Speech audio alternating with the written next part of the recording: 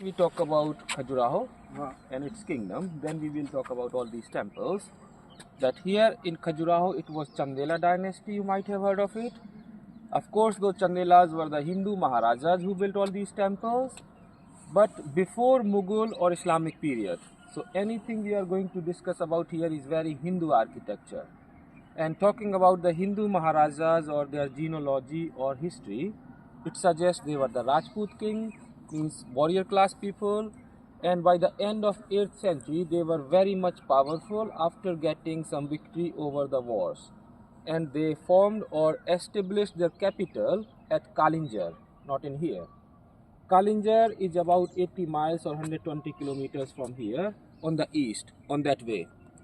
Luckily at Kalinjar, they found a very steep hill which is very much flat on the top. So they built some palaces up there on the hill, they built some temples up there on the hill with the big fortress wall all around for the safety purpose. And they settled very well by the end of 8th century. After then, from 9th to 11th century, these temples built by them. And it says that within those 200 years, there were 85 temples built by those Hindu Maharajas. Out of 85 temples, 25 temples survived in very good condition. Right now, we are on the western side of the town, that is the center of the town. So we call these western group of temples.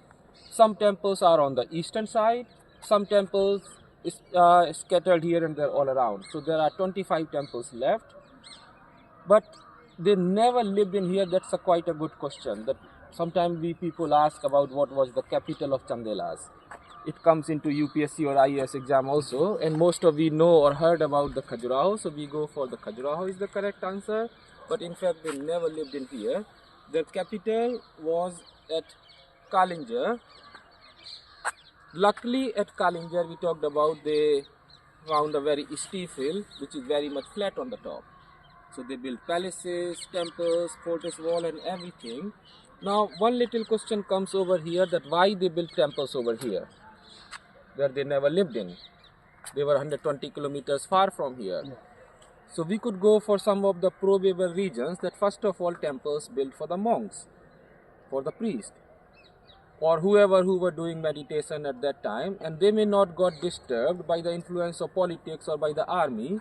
These temples built away from their residential capital, and these temples were in the jungle by then. This jungle is not anymore, but you know that this jungle was sort of natural protection to get protected these temples during the different invasions, particularly Mughal invasions. So these completely hid in the jungle. And sometime during the British period or colonial time, in 1828-29, these temples being rediscovered or found by the British gentleman, Mr. T.S. Bird. So he found it or introduced it to the ASI, which stands for Archaeological Survey of India now, but that time it was Asiatic Society of India and its Conservation, as we all know that. So ASI was already formed by the British or by Master Cunningham. Second big reason to have temples over here, that all these temples built out of sandstone, which is very much from here, by the river side, by the river Cane. Just now think about to transport these stones from here to Kalinjar on the hill in 9th century through the jungle or the winding road was not that easy, or was extra cost of fortune for the Maharajas. So they might decided to build the temples where the availability of the material was, which was here. Now I tell you, when we will walk all around in here, we will see this whole area is very much rocky. In fact, we are standing on the rocks. Just to beautify the temples, since 1983, since it became part of UNESCO, this beautiful garden being done, this pathway being done, otherwise it's all rocky underneath in here. So it might be the architects had suggested them to build temples over here because of this solid foundation. For example, if we make a very small house, like 2 ups and down or 2 floors, still we got to do very good foundation by cement, concrete, iron, metal or saria, what we say. And still we get some crack in our houses. Now think about the weight of these temples. So it's also a very good idea. So it's also a very good idea to have temples over here because of this solid foundation. So this is little bit about Chandela dynasty, that they had capital over there and built temples over here, and they were the Rajput king. But when we local people talk about Chandelas, we say something else, which is quite hard to believe even. and we say Chandelas were descendant from the moon. Or it was. It's not actually. It's a myth, But over the history in our country, myth or religion always dominate. So it's a beautiful story. Let's go for it. That there was a young daughter of a priest in Varanasi. Her name was Hembati. She was having bath or shower somewhere by the river. She was quite beautiful, and this moon saw her or her beauty. He couldn't control on himself, so he descended down. They both were together, and that Hembati got pregnant. But that pregnancy was before marriage or without marriage.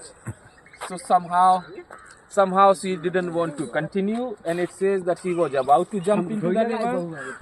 Just right before that, this moon reappeared again and asked her that, why are you killing yourself, my beloved? You will have a son, and that son would become a great warrior or Maharaja. So after blessing from the moon, she did continue, but still she didn't go back to her parents. And it says that she came somewhere around here, in the jungle, by the river, she gave birth to that kid. And there are many lores or legends about that kid also, as he was born in the jungle, raised in the jungle, so he used to fight with wild animals when he was a child. It says that he started to learn counting the numbers by the counting the teeth of the tigers. He was that brave. And his name was Chandradev Varman, who became founder of Chandela dynasty. And we know Chandra means moon in Sanskrit. Now we say Chandela. Chand means moon, and Chandela means something related with moon. So we locally say that it was moon kingdom in here. Now it's up to us whatever we believe in, but it's always good to have some mythological stories behind it. Okay then.